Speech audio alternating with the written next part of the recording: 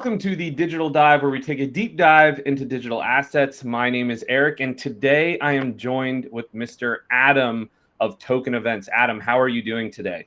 I'm doing well. How about yourself?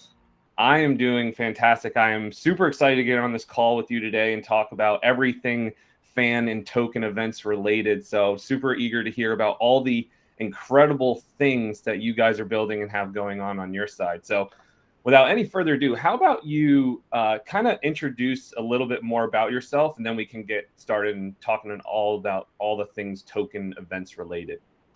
Sure. So I'm a senior technology director currently at RGA and a CEO of Token Events. I've cut my teeth from anything from doing insurance software tools that have won awards to building pizza cars for Domino's Pizza and solving the voice ordering through the drive-thru at McDonald's and doing fintech projects. So my skill set has run the gamut. I've done a lot of super boring things that have made billions of dollars and super interesting things that have lost millions of dollars. So I have a good understanding of how to solve problems and how to attack things from different angles. And this idea, actually, weirdly enough, a fan engagement product that really tries to bend the rules around how we are interacting with all the things around us, was formulating while sitting inside of the Chicago Mercantile Exchange. So imagine sitting in the belly of the beast doing work with both analysts and quants around putting liquidity back in the market, and then having an aha moment around, like, you could change the rules of how this works in society with fandom, and then being able to get that done in a pragmatic way, which ended up being what this is today. And so it's kind of the story of my career and story of my life. I might be working on something that seems very fintechy one minute, and then the next minute, pizza cars arrive, and then here we are with with Token. And so that's where I would say, do a lot of things, kids, because it might turn into something greater, and learn a lot on all the different weird things you do, because it might actually inspire you to change some things. Very true. I mean, you never know when you're going to have that moment of inspiration or aha moment, which I think really, comes to people. So it's cool to see that, whether it was, the pizza cars or the voice box, like all of a sudden you're sitting here and now next thing you know, you have this inspirational moment and incredible idea to actually now build what is Token Events. So what can you tell us about Token Events? What is it so for those who don't know, how would you summarize it? Well, interestingly enough, I would summarize it as it is a software company first. It is seriously a software as a service platform that is bridging the gap between modern day problems in fan engagement and um, fan engagement and fan connections to the Web3 universe. We always were coming at this from a point of view of how do you take all of these middlemen out that are kind of taking advantage of the user or making money off the user, when at the end of the day, they love a thing, they try to get close to that thing, and they want a bi-directional conversation with that thing. That thing can be, Louis Vuitton purses, it could be the Chicago Bulls. It doesn't really matter really the object of someone's affection.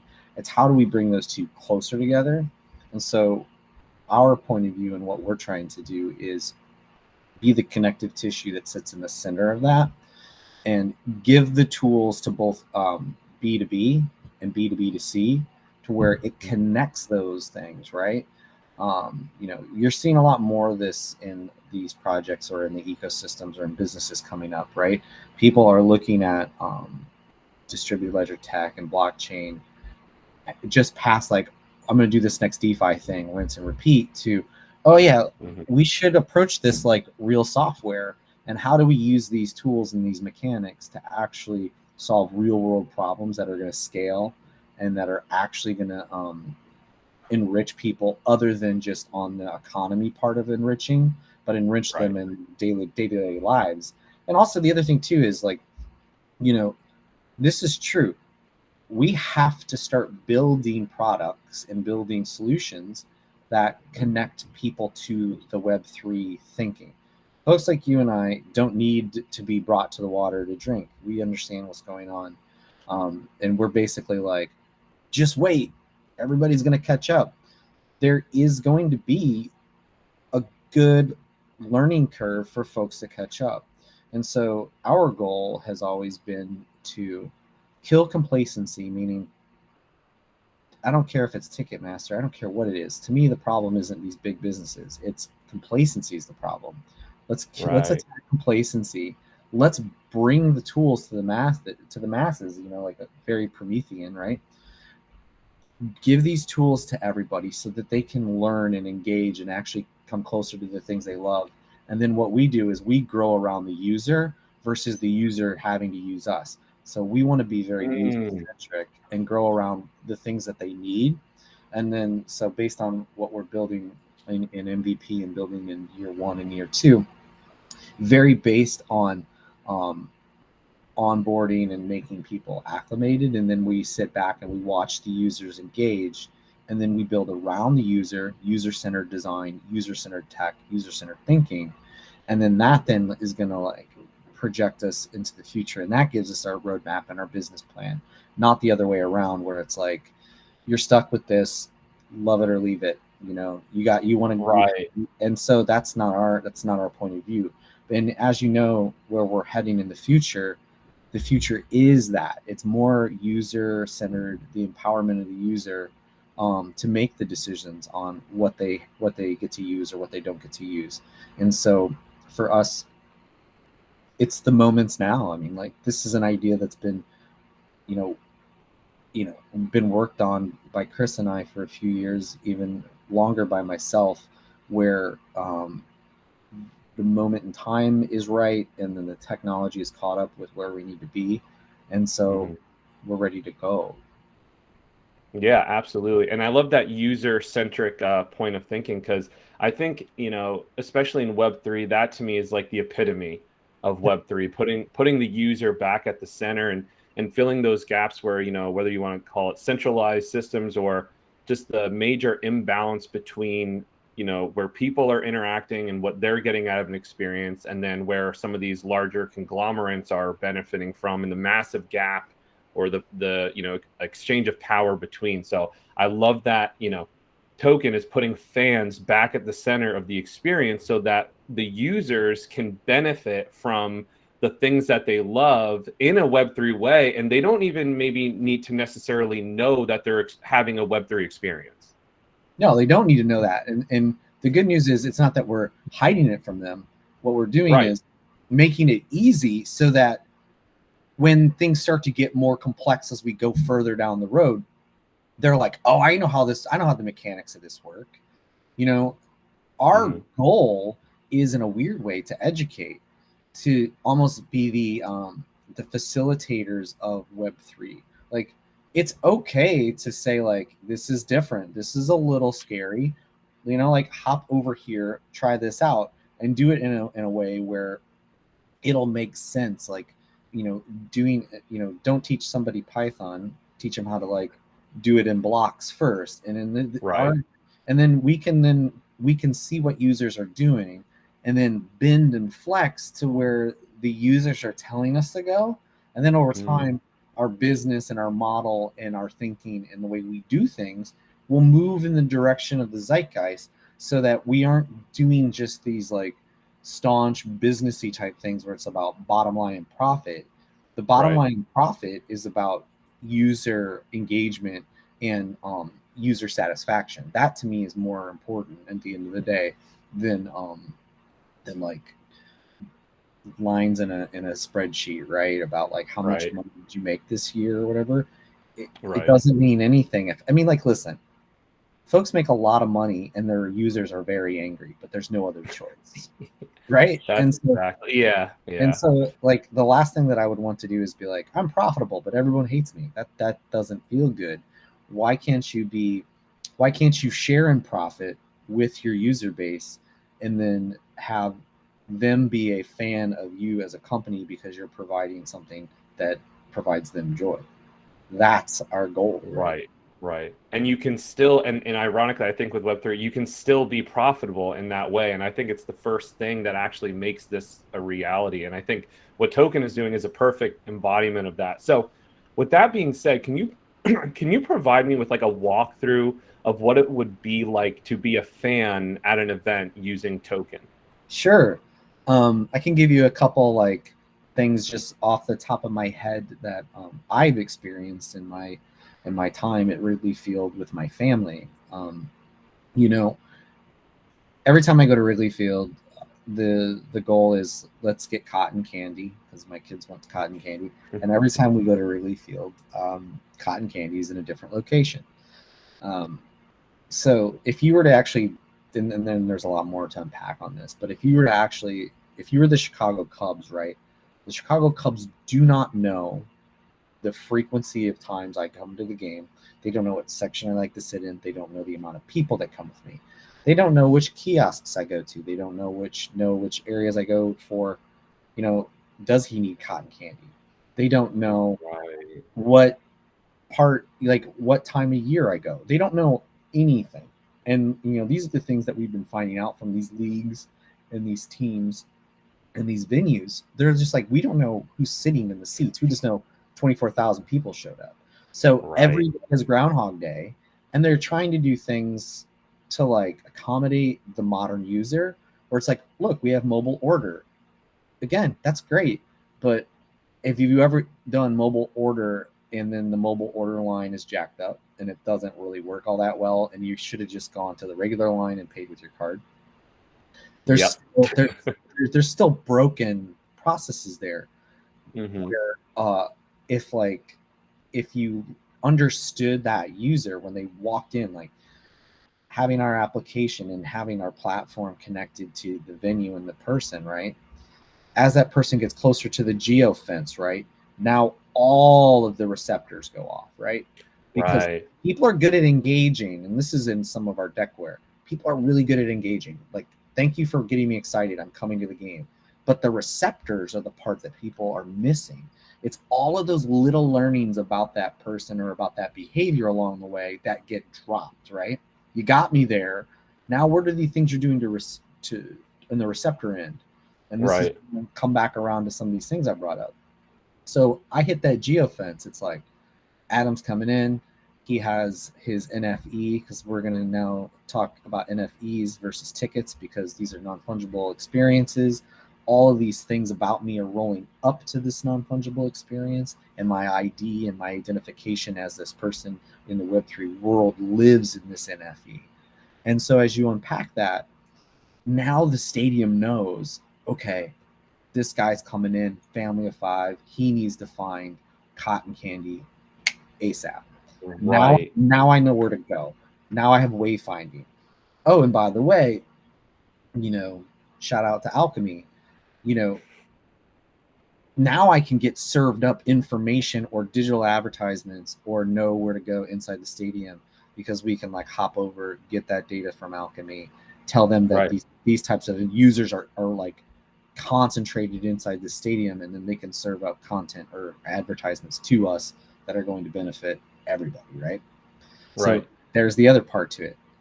Now, as this is going, data is going back and forth between me as the person in within this application in the stadium, and it's a conversation. And in that conversation, data is being exchanged. And in that data being exchanged, that user is accumulating that utility going back in their pocket. So as soon as I break the geofence, I'm immediately earning in that utility because I'm having that conversation. I buy my cotton. Go That's ahead. amazing. I was gonna Right. say that's amazing. Yeah. Well, Yeah. because you know what I'm thinking about, like the amount of lost or untapped important information Yes. that is now unlocked because of just a new model Yeah. that you guys are activating opens the door for so much more monetization on the vendor side, but also an incredibly enhanced experience on the user side. Yeah. Exactly. And Yeah. then now the conversation has started, right? It's like complacency is now dead because now I've moved like from so far apart to like now I'm here with the stadium and the team. And so with all that, like, let's say it was a 75-degree day, the clouds rolled in, I'm on the shady side of the stadium, Hmm. and magically, like, underneath, and you're in a certain section where it's shaded, it's going to be a little chilly. The stadium now knows the amount of people that have this app, the types of users inside this application, their t-shirt sizes, their sweatshirt sizes, all of these things about this group of people. Now you can serve up content to say, like, within a 2-minute walk behind you, you can grab a sweatshirt, and oh, by the way, they're $15 off. Like, now there's ways for the stadium to be a living embodiment of actual service Right. user. And it changes the paradigm for like how they do business, because now all of these different data points can get aggregated, and then they can Hmm. make business decisions, and then click a button to be like, you know what, we have a highly concentrated group of people here, we could bring t-shirts down to X and make this type of margin, or these type of people are sitting with fan in their wallet, and we can exchange fan for merch or food or whatever. And then we connect to all those IoT devices, another constellation shout out, like DOR, right? So we're able to then talk to all of these IoT and IOB devices where we're passing data to them, they're taking that data, and then now the stadium's doing things with the data versus going like, guess how many people are in the stadium. Now it's Yeah. It's such now a, it's such yeah. a loss of information. Well, right. And then now they're going to know, right? So let's just pretend I do all of these great things inside the stadium. Um, and I leave the stadium. The stadium and the team or the band or whomever doesn't know like anything else I'm doing. They'd have no other data point after that and how to get me to Yeah. come back. Again, this is the engaging me versus the receptors. So if you connect the engagement with the receptor, now Oh, you can keep me in this engaged state where you say like, oh hey, you know what, family of five that sat in this section, we could sell you tickets for like, let's just knock off like $400 off of your next experience, or create a package, or say like you can buy it in your accumulated fan. Now I'm back in the stadium. Now I'm back in the mix, right. or I'm buying merch, getting sent to my house. There's like other ways to keep people in the stadium and in the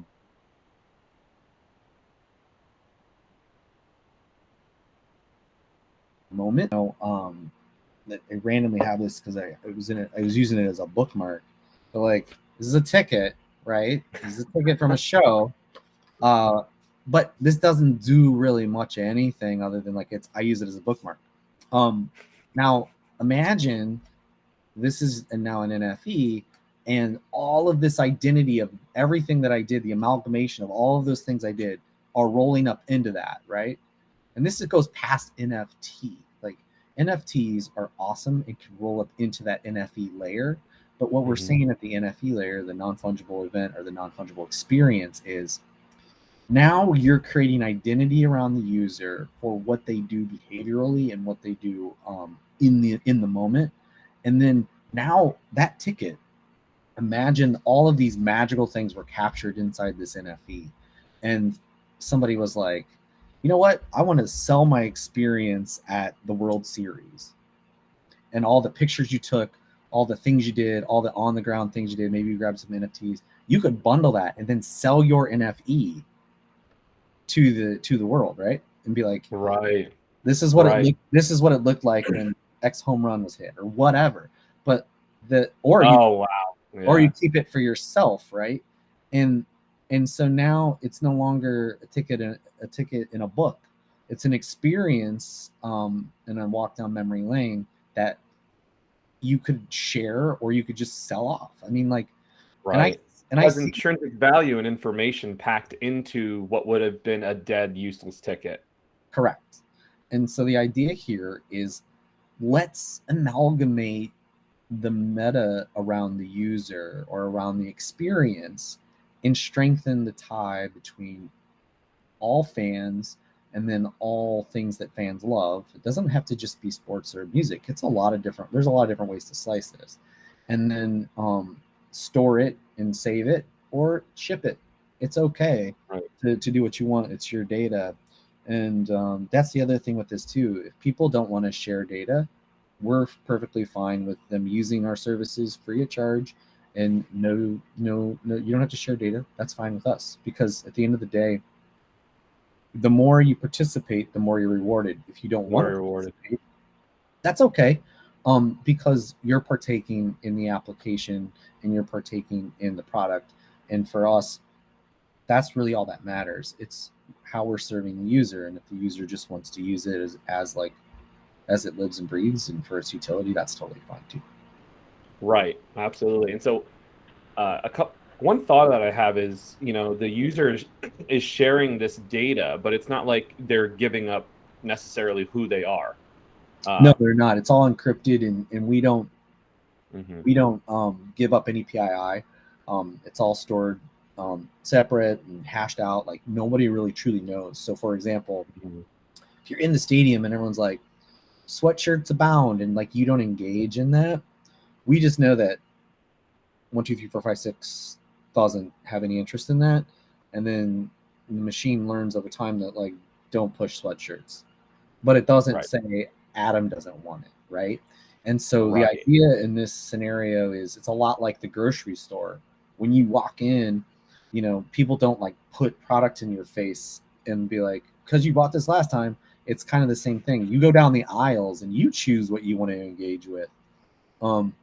Then over time, certain aisles just don't show up because it doesn't really fit your Mhm. your purchase or your behavioral profile, right? Mhm. And also, the other thing that we're doing and looking at is your groupings or your tribal behavior around how you do things, because there are moments where you may be in this circle over here, but then there's a weird cross section between Major League Soccer fans and esports. Mm. I mean, like, I learned that through our research, that it's like, so you mean to tell me that there's a way to bring these two people closer, or these two experiences closer? Imagine you're a Major League Soccer team, and you see that there's a dense population of everybody in this stadium, even before the match happens, that is an esports person. Mhm. As a company or as a team, you could, in theory, go heavy on esports that night. You could find a way to cater, because then, I mean, this is still it's a business, and it's also still like creating satisfaction for the user.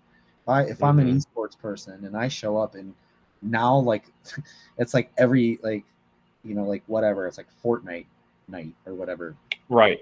It's like, Right.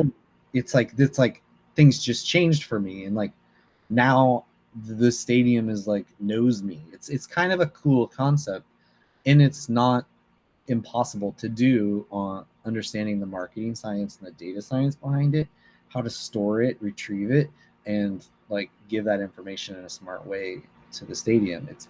It's pretty easy. It's a matter of execution. Right. I just love how it turns the user and the stadium or the event into like a symbiotic relationship where Yeah, nothing's lost and everything is gained. right. And that's the idea. The idea is we sit in the center as the connective tissue, and that way, like, teams and fans and all these people don't have to worry about how to make it work. We're there to make it work and to like bend and flex and build the right tech stack to make it happen.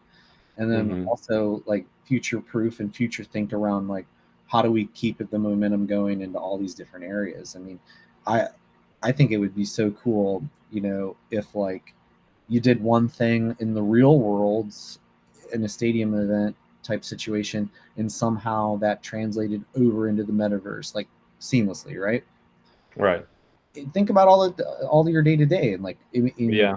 there's gonna be this weird like these choppy break points between the two, but Mhm. future thinking and thinking about how where we're going and what we're doing, why not? Why not think about that now? Why not try to test those waters early and see how users are traversing through multiple multiverses? There you go. And so you've mentioned a few times now NFEs. Now for those who aren't aware, can you kind of explain a little bit more about the NFE, what it means? And I believe you guys got it trademarked. Is that correct? You Yes. guys are the Yeah. originators of the NFE.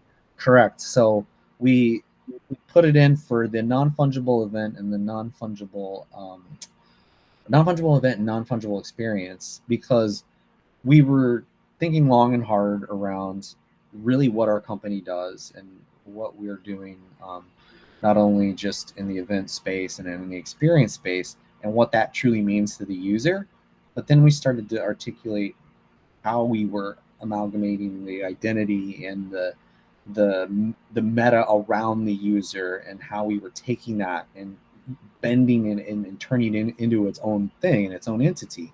And then we started to realize we were kind of inventing this new form of the most ultimate ticket on steroids that actually like means something bigger than a bookmark, right? And Right. so we just called the IP attorney and said, hey, we have this idea around what we're doing in this space. Because again, like I can understand where people would be like, oh, like those, so you're just talking about like an NFT ticket. NFT tickets are a thing, and I get all that. But this is a little different in the way we're doing it in our data set and what we're doing in identity and what we're doing for the user. So I don't want there to be a blurred line between like NFT tickets, kind of like what Coachella's doing, versus what Mhm. we're doing. A lot of what we're doing, and people will see it when we drop it, it's not the same. It's truly, you're going to go, oh, that's an NFE. Um, Right. so anyway, so we spoke to the IP attorney about all of these things, and he's like, yeah, what you're doing is novel and new, and like, let's do it. And so for us, like tickets themselves and ticketing, all that's dead. It's just that was just an old mechanism that people used to get people in the door, and then just be like, thank you very much, I made some money off of you, see you later. And then, Yeah. oh, by the way, Chicago Cubs, you don't know who's in your stadium, but we have the money, and then we will split profits or whatever, and then that's the end of the day. So Right. when the way we looked at it was completely different and new and novel, and so we made sure that we put our stamp on that, because we want to be pioneering that and sharing, again, we want to own it and let people know that this is what we're doing, but at the same time too, like sharing the mechanics and showing people the way is also part of what we're doing, because in decentralization forces collaboration. We would like people to see what we're doing and be like, that's the right thing to do, let's go that route, and then like everybody shift to that thinking. Mhm. Because like again, NFTs, awesome step in the right direction.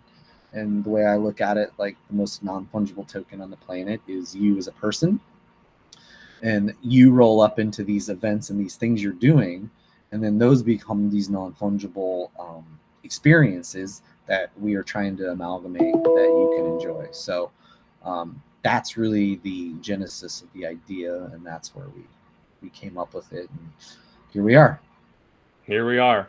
Absolutely incredible. I mean, it's again just unlocking that extra layer of information that I think is critically important and ripe for enhancing the user experience and what is possible with data, what Yeah. you can do with someone's information while remaining, in the Web3 decentralized world where things are still anonymous. I think it's the, like I said, the epitome of what it would be like if Web3 was something innovating, and here we are.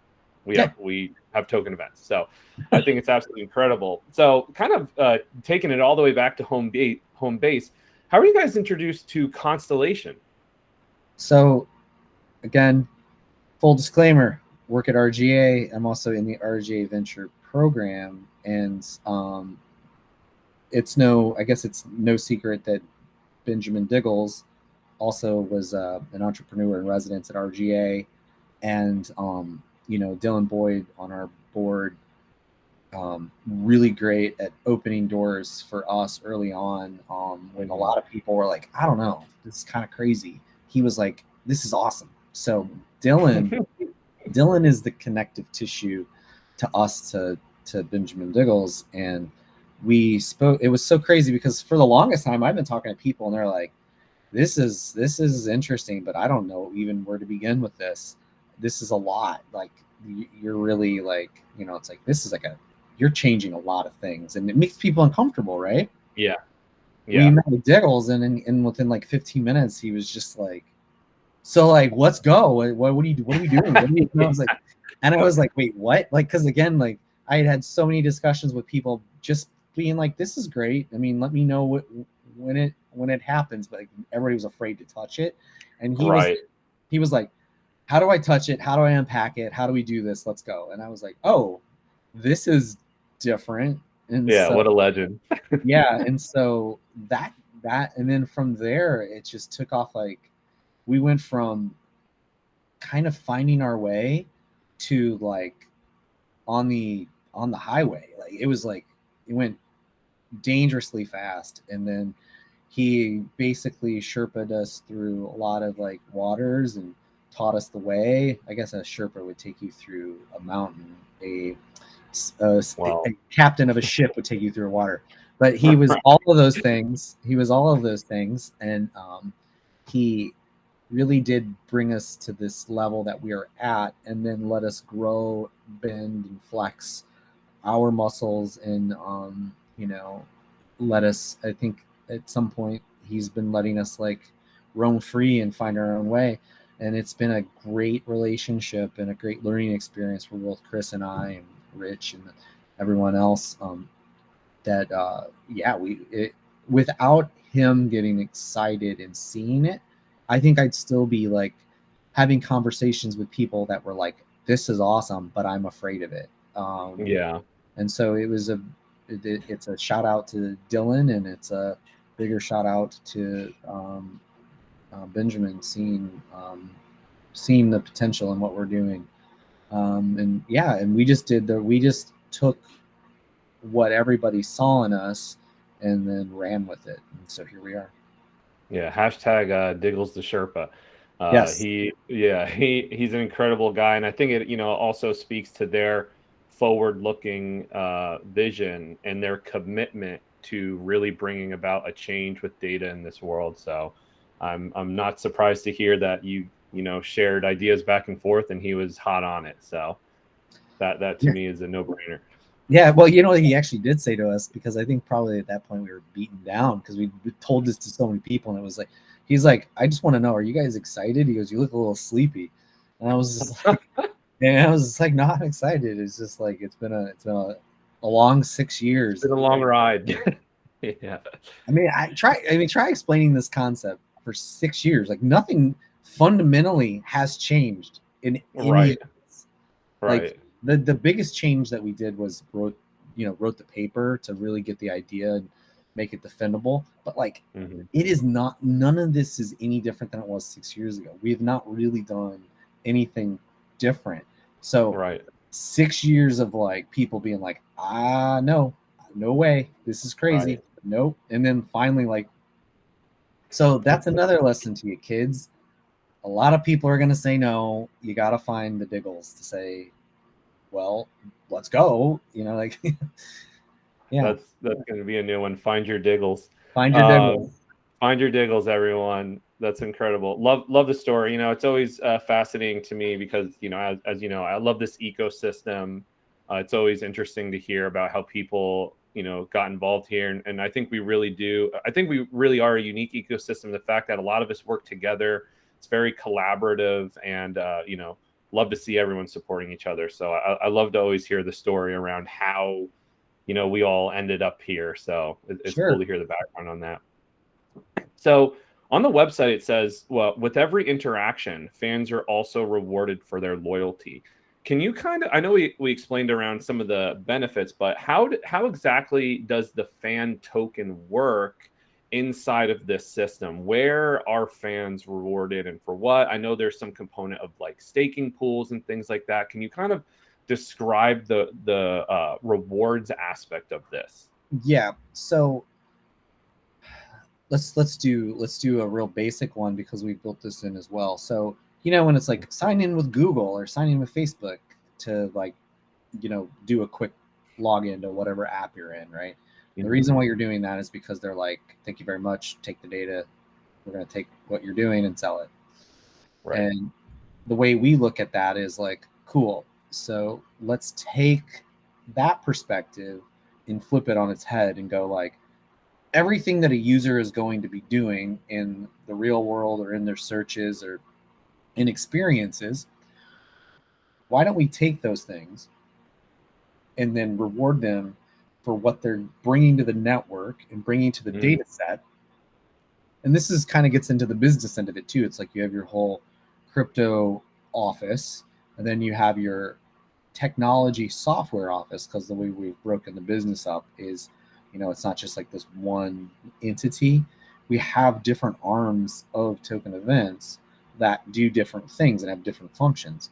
And so our software development functionality and our function in our office is doing these things in service of the crypto part.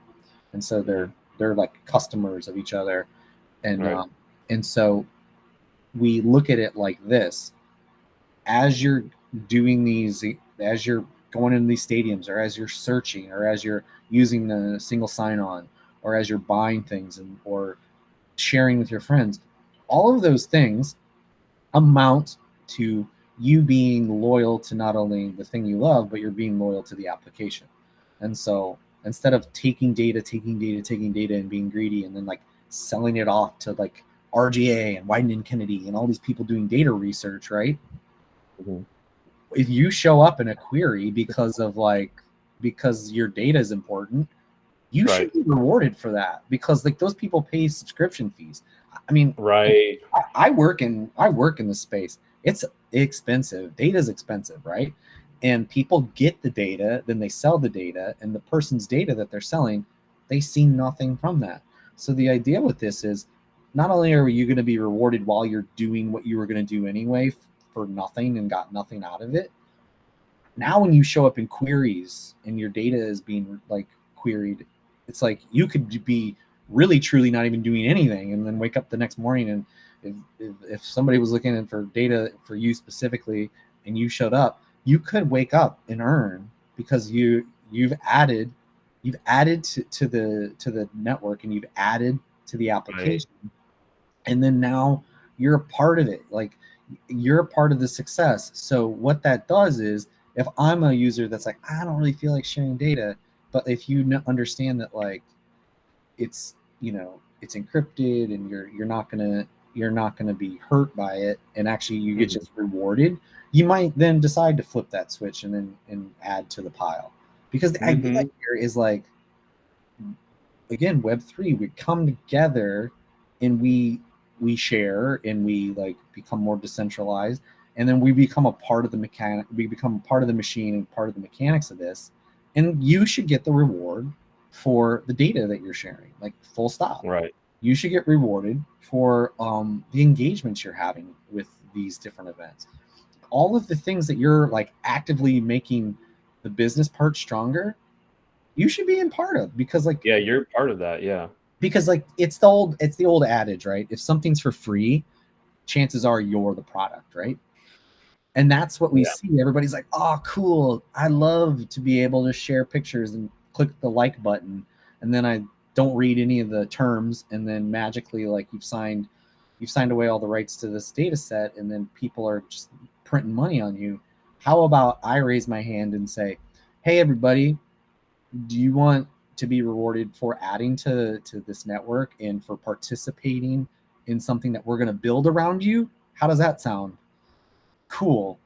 Come over here, engage here, and then you're going to see growth, versus like, I got to share a picture or click the like button, like, or argue with people. Like, I don't want to do that. Like, I just would rather, Right. yeah, and I would rather build products for the future that are rooted in rewards and rooted in like real utility and making people actively participate in a way that's true, because that's the other part to this too that I feel you get skewed data when people know they're being, Being exploited. yes, so Yeah. data gets skewed, or like, dude, I mean, like, let's look at ad blockers, right? Everybody puts an ad blocker on the minute they open a browser. Yeah. What if, because they're like, I don't want to be targeted, I get no benefit to this. Now look at what Brave did. They're like, cool, so basic utility, or the basic attention token, if you just Mhm. let us serve up things that you might be interested in, we're going to give you some reward. And people are like, oh, okay, cool, that doesn't bother me, because it's a bi-directional conversation. Right. Right. And like, dude, at this point we need to stop like slamming users with things they don't need, and reward them for participation and give them the things they want. Like, the old model's broken, everyone knows it, because if it wasn't broken, we wouldn't be on this meeting right now, right? If everything was Right. fine, Yeah. nothing Yeah. We would wouldn't. Yeah. continue. And then, yeah, I mean, like, don't get me started with like all the regulation stuff. Like, it's scaring people, because it's like all of this old thinking is slowly going away because everybody's adopting the the what's more practical and more Hmm. pragmatic for the whole versus like a few. And so that's Yeah. why we've done things the way we've done them, and that's why all participation and all of everything that like is tied to your identity is a part of your reward system. And so it's not just like buy 5 cups of coffee, get the sixth one free. It's like because like those things, it's like there's billions of dollars in loyalty, right? But people sign up for loyalty programs all the time and they do like one thing and then it dies off. The reason why it dies off is I spoke about engagement and receptors. Hmm. You engaged me to do this thing, but there's no receptor to keep me going, and there was nothing to learn about me that would keep me in the mix. We're saying we want to learn about you, but we also want to reward you for learning, and we want to be explicitly clear. We want to be transparent. There's no like massive terms that you can't read that you need a lawyer to Right. interpret. It's like, Right. no, like, get in the swimming pool. Let's let's all share and figure this out, and then we'll build the mechanics around you, and we're going to reward you for participating. How about that? Makes sense, right? You know? Sounds like a fair value exchange to me. And what I really love, and you mentioned it, is people are tired of, and people know now Yeah. that they're being exploited for their information, Yeah. and that it is not a fair value exchange. So it's almost like you have this thing where people are like timid, and it's like, well, we have this new thing now, and should you choose to, we will reward you. Sure. And by the way, you lose nothing. You lose nothing in the process. Yeah. Cuz Yeah. cuz I'm a user, right? Like, I am a user of things, and I looked at it from what would I want out of a product if I didn't want to share? Do I hate when it's like, oh, well, if you don't do this one thing, we're going to limit you to the point where you absolutely have to use it and then pay for it or whatever. Right. Right. That's gross. I don't want to do that. Like, I don't. How about you lose nothing, you gain, you only gain, but like nobody loses in this scenario, because again, if you're gonna build new economies and new thinking, it can't be rooted in old behavior where you take from people. I'm tired of the taking, or the carrot dangling to get them to like do something. It Yeah. doesn't. It's Seems to me, unethical. and it doesn't feel right. Yeah. And if you, at the end of the day, want to build a business, why don't you build it on your belief system? My belief system is, when I engage with products, um, like, I prefer the full suite, and I prefer a fair shake. Like, that's it. Like, and whenever I use something and I feel that it's like, you know, gaming me, Like I drop Yeah. off, and I'm Mhm. not, and I'm not. I don't want to build products that I don't want to use, and I'm not going to do that to myself. Full stop. Why would we do it to other people? Right. Exactly. Exactly. So, like I said, it's truly incredible, and the way that you've put the user at the center of everything that you're doing, I think speaks volumes of who you guys are as a team as well. So, I love to hear it. Now, what can you tell us about this marketplace that you're building in this app? So, what types of activities will people be able to do and experience or engage with what you're building? Yeah. So a lot of this is heavily up for debate internally, but what we're trying to do is look at what is going on currently. So like you have Mhm. these different like there's different gaming aspects or these different NFT offerings or staking pools or all these other things. So we're looking at the market. Okay. Mhm. We're looking at more of the crypto centric market and seeing what they're doing. Mhm. Then we're taking that snapshot, and then we're looking at what do people do in normal marketplaces on like Facebook Moms.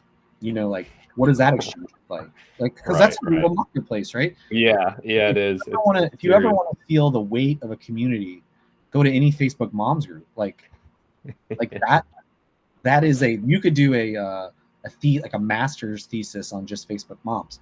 But and then let's look at ecom, like big juggernaut behavioral stuff that like Amazon does. And then Mhm. let's break all of those things apart and then think about what are all the things that these all these different marketplaces that people are doing, like how are they doing them, what are they doing well, what do people engage with, then create our out of the gate marketplace where people can, like I said, they go to the grocery store, they choose their aisles, and then over time, like you don't have to see the things that you're not interested in, or like Right. and then so our marketplace is going to be built around the user and built around the user behavior and that thinking. And so we're partnering with different folks around um, what come up with out of the gate for things for people to engage with. We don't want to have everybody show up to an empty disco. That's no fun. But we want to make sure that it's also rooted in what users are truly interested in. And so, like let's say you have like one team and one band or whatever. Like, let's do something unique that they can't get on Amazon. Let's do like if there is like this awesome artist, like I'm very local right now, like Joe Freshgoods in Chicago does all this cool collab work with like different teams and different like shoes and all this stuff. Like imagine doing a collaboration with like him and like the Cubs or like an artist, right? And then now you've created a marketplace that is curated into the thing that you love along with other things that you can engage with. Maybe you never heard of Joe Freshgoods, maybe I've said it, maybe you've never heard of this guy, but if you look him up, he does some cool stuff. Mhm. But there's all kinds of ways for us to create that. But how Mhm. do we create it? We create it on the data that we know today, the behaviors we know today, and we don't set it in stone. We test it. We see what the user says and does and what they participate in, and Mhm. then we adjust. So the idea is our marketplace isn't rooted in like Amazon's marketplace. They were like, oh, it's always like we are going to do everything we can, air quotes, to like make the customer happy. But at the end of the day, Right. it was the true the flip to that was we're going to find out everything we possibly can about that customer. We're going to copy what they like and then make it cheaper and then just drive price down, and then we're going to Amazon Basics. yes, right. Yeah. And so Yeah. our point is, let's not do that. Why don't we just like curate killer marketplaces where people come to us and they're like, I can't get this anywhere else, and it does it I don't want to sound like boutique. I don't want to like go to this like this is like a $9,000 like shoestring. That's crazy. It would be a place where it's affordable, makes sense, and it interacts with the fan coin that they're Right. doing, Right. along with or fiat. It doesn't matter to me. Like what I Right. want to do is I want to create these marketplaces where it's like, you know, let's have a unique thing that you can only get here, or maybe you could get it at Amazon, but here you can do it in exchange for your fan or whatever. Right. That's our idea in the marketplace. The idea isn't to like rinse and repeat normal e-com, or let's rinse and repeat like what people are already doing. Let's take what the users are telling us and let's build like, and that's the other thing too. We could say like, hey artists, or hey band, or hey team, like we see like tons of people really liking like this type of hat. And you know what? There's a lot of data to support if you built this new version of your logo or this new version or these alternate colors, you're going to get engagement. And you know what?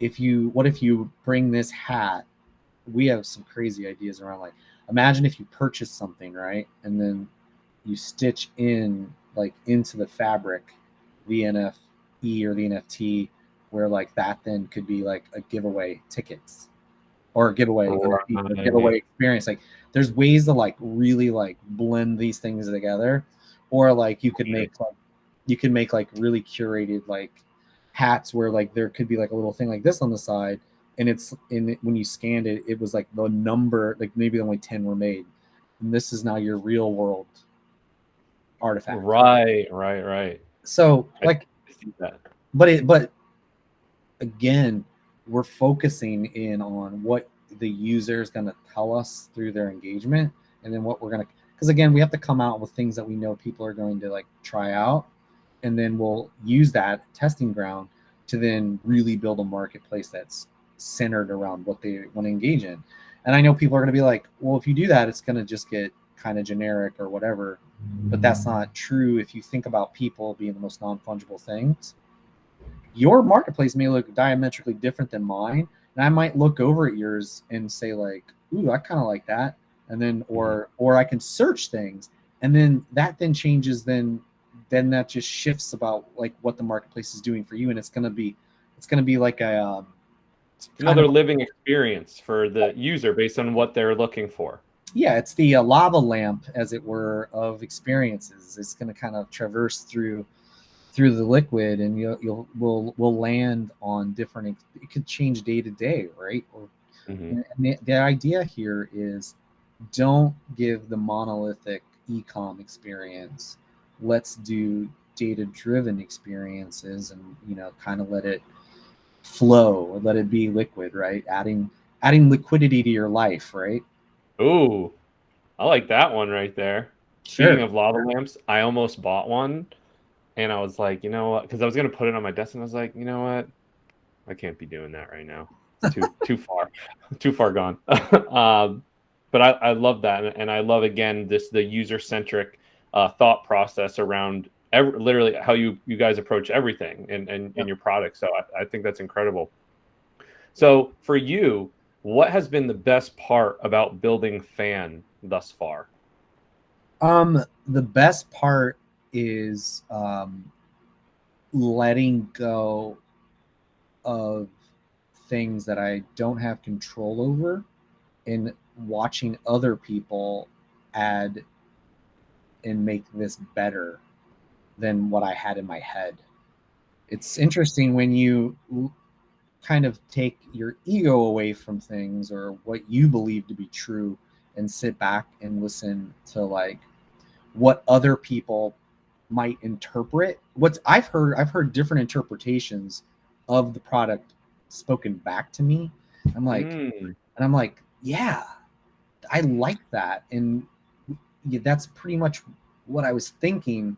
But you just unlocked a different like angle at this that I didn't see, because like I've got my own like human problems in my brain around like what I think is right.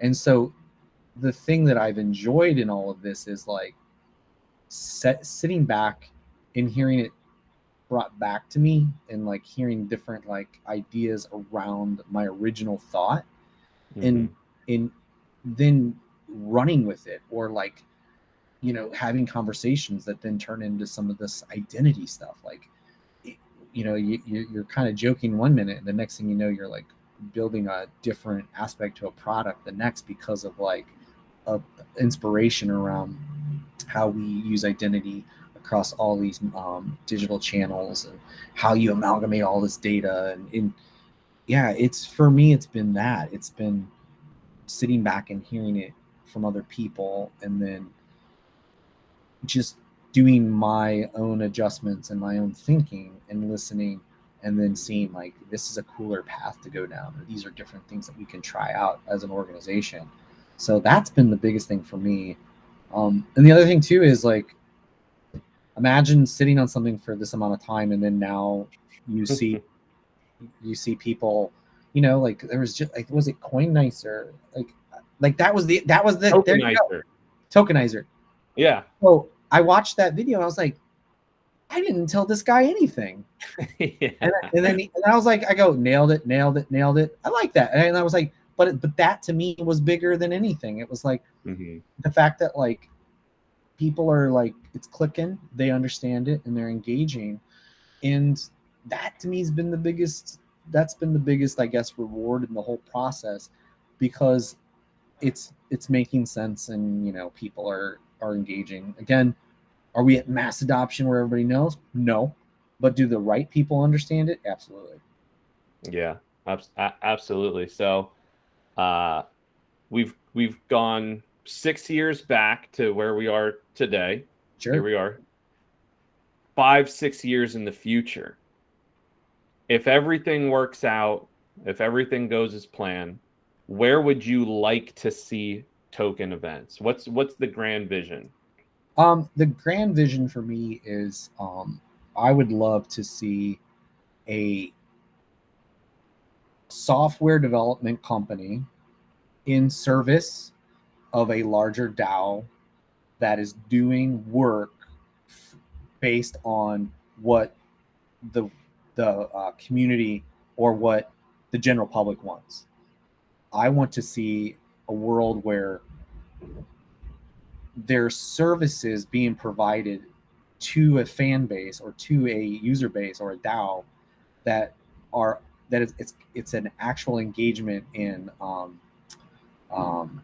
actively doing things or building products that people want. And I don't have to like be the voice piece of it because the greater good of everybody is the voice piece of it.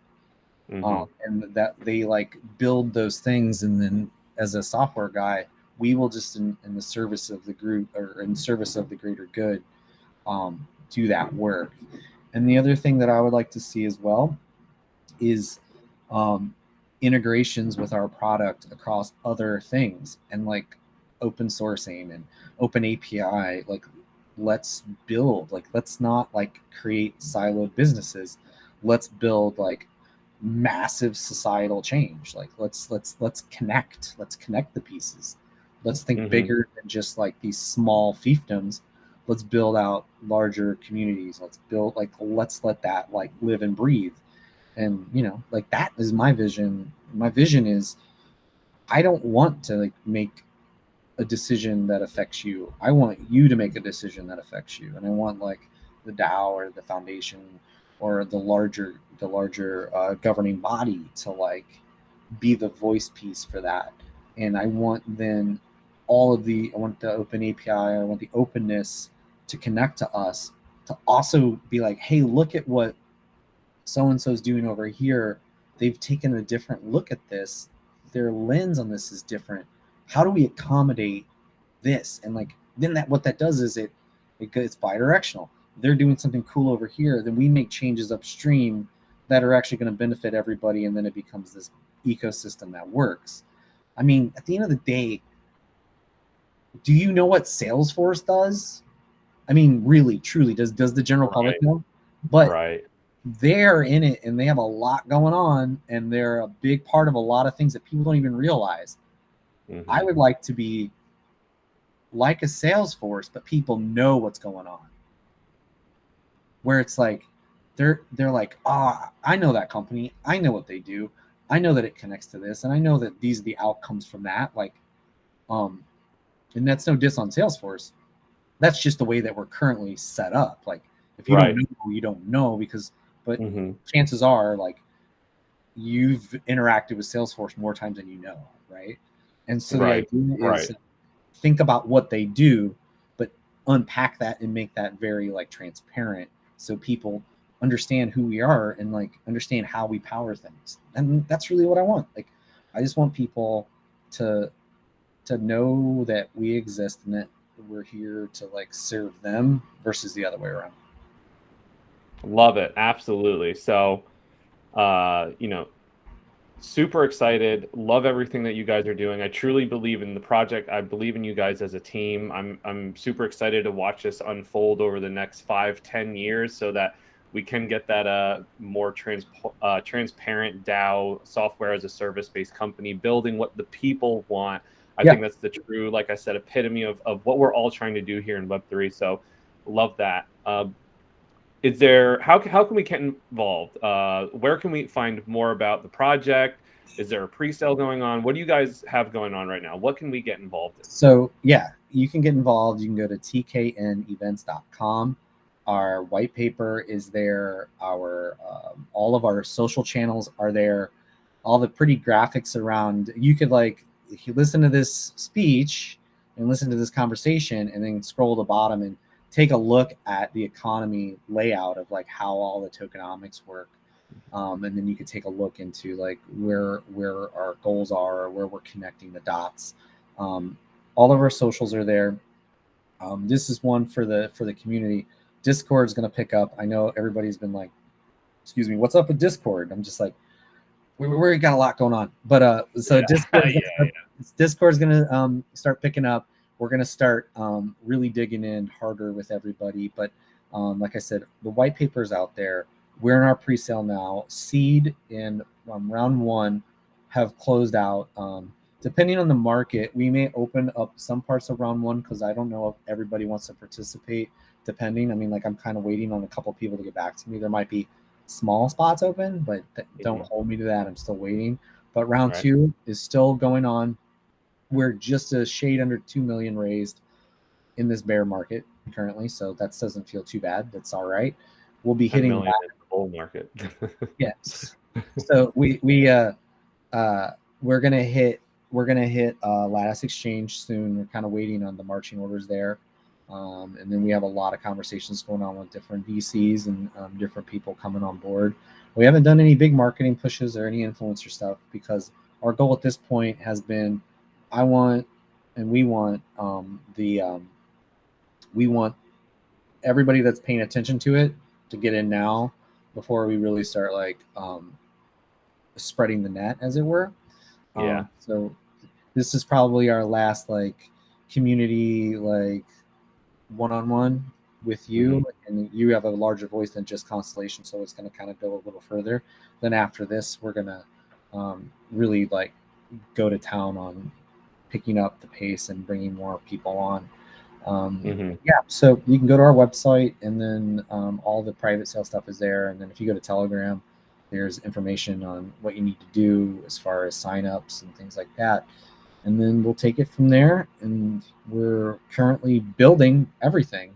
I actually just dropped from a dev call to get on this call. So yeah, we're in the thick of it, as they say in the meme world of children's songs. I was just playing it in my head, and there was a part of me that was like, "Don't say it out loud, Eric." Well, I said it for you. Yeah. So, Adam, really appreciate you coming on the call, joining us here in the Digital Dive, and telling everyone about the project. I'm super excited for it. I look forward to tracking your guys' journey and myself being part of the experience when I can, and I can get involved in a token event myself. So I'm really excited for everything that you guys are doing, and I look forward to more conversations. Thank you. There's a lot coming. I know. Super excited. All right, everyone. Thanks for joining us here in this call. I will put all the information in regards to what Adam shared about their website, where you can find them, everything in the description below. And we will sign off. I hope everyone has a great rest of their day.